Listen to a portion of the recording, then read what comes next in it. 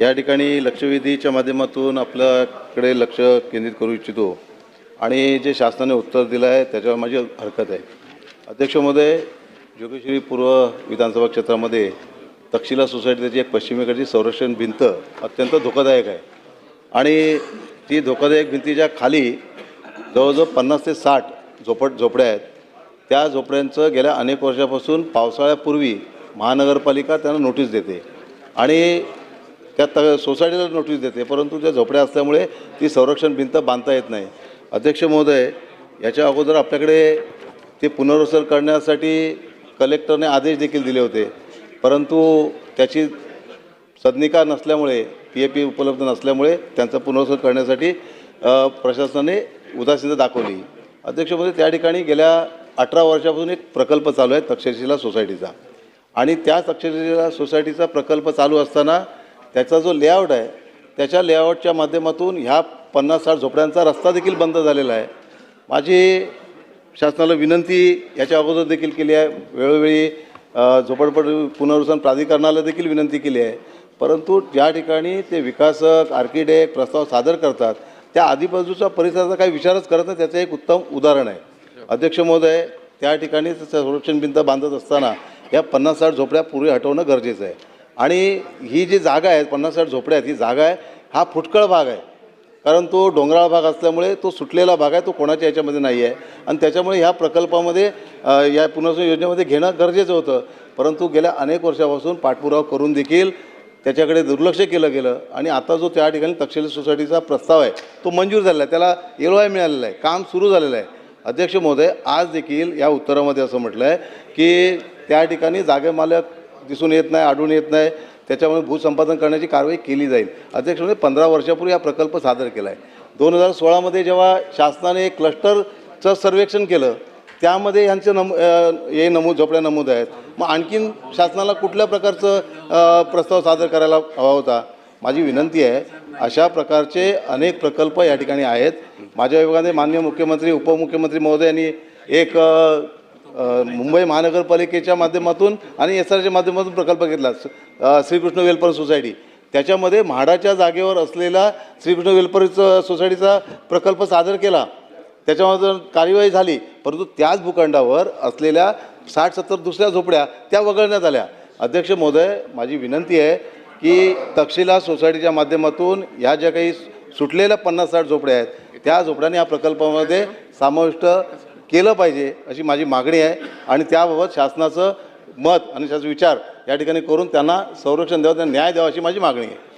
मंत्री महोदय. सन्माननीय अध्यक्ष महोदय, या जोगेश्वरी पूर्व येथील तक्षशिला जी काही गृहनिर्माण संस्था आहे या ठिकाणच्या असणाऱ्या त्या संरक्षण भिंतीच्या बाजूला 50 ते 60 झोपड्या ज्या ठिकाणी आहेत त्या बाबतीतलं संरक्षण भिंतीचं काम सदरच्या संस्थेनं 27 मे 2026ला कळवलेलं आहे की जो धोकादायक भाग आहे ज्याचा सन्माननीय बाळानर साहेबांनी उल्लेख केला की तो या झोपड्यांवरती खाली येऊ शकतो, तर त्या ठिकाणी संरक्षण भिंत बांधण्याचं काम त्या संस्थेनं सन्माननीय अध्यक्ष महोदय 27 मे 2026 रोजी आपल्याला कळवलेले की आम्ही ते बांधकाम हातात या ठिकाणी घेतलेलं आहे.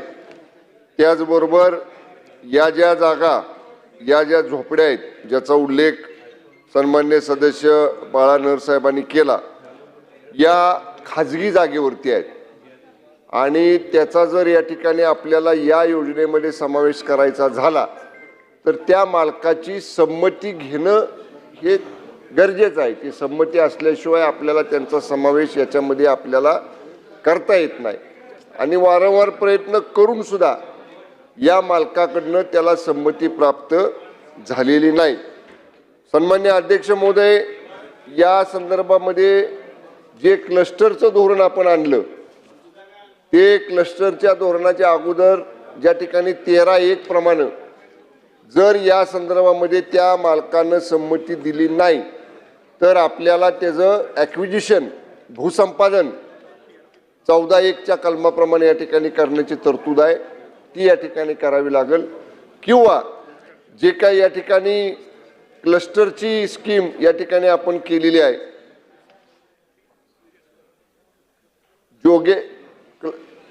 मजासवाडी जोगेश्वरी या ठिकाणी आपण ती प्रस्तावित केलेली आहे. तर त्या बाबतीत आपण निश्चितपणे या क्लस्टरच्या स्कीममध्ये ह्यांचा कसा समावेश करता येईल या बाबतीत निश्चितपणे आपण त्या सगळ्या गोष्टी तपासून घेऊ. धोकादायक 50 ते 60 ज्या झोपड्या त्या ठिकाणी आहेत त्या तिथल्या लोकांच्या जीविताचं रक्षण करण्याच्या दृष्टीनं प्राथमिक उपाययोजना म्हणून ती संरक्षण भिंतीचं काम करायचं सगळ्या संस्थेनं ते या ठिकाणी सुरू केलेलं आहे. आणि दोन्हीपैकी एक भूसंपादनाची प्रक्रिया किंवा त्यानंतर या ठिकाणी क्लस्टरमध्ये जवळच्या हे समाविष्ट करण्याच्या अनुषंगानं सरकार सकारात्मक विचार करेल. बोला. उत्तर दिलं, परंतु प्रशासनाने जे त्यांच्यासमोर माहिती सादर केली आहे ही माहिती अर्धवट आहे. अध्यक्ष महोदय, ज्या 50-60 झोपड्या आहेत त्याच्या बाजूला जो प्रकल्प सुरू आहे त्याच्यामुळे ह्या झोपड्यांचा रस्ताच बंद होणार आहे. आणि अध्यक्ष महोदय, आपण आता सांगितल्याप्रमाणे क्लस्टरचं धोरण शासनाचं आहे ते चांगलं आहे, परंतु फार त्याला विलंब ते आत्ता सुरू झालं आहे. अध्यक्ष महोदय, माझी आपल्याला विनंती आहे, झोपडपट्टी निर्मूलन करणं हे शासनाचा उद्देश आहे आणि झोपडीधारकांना संरक्षण देणं हे शासनाचा उद्देश आहे. अध्यक्ष महोदय, ह्या 50-60 झोपड्यांचा रस्ता बंद करून त्या बाजूच्या प्रकल्पाला LOI देणं हे खऱ्या अर्थानं गंभीर बाब आहे. दुसरी गोष्ट अध्यक्ष, आपण आता मंत्री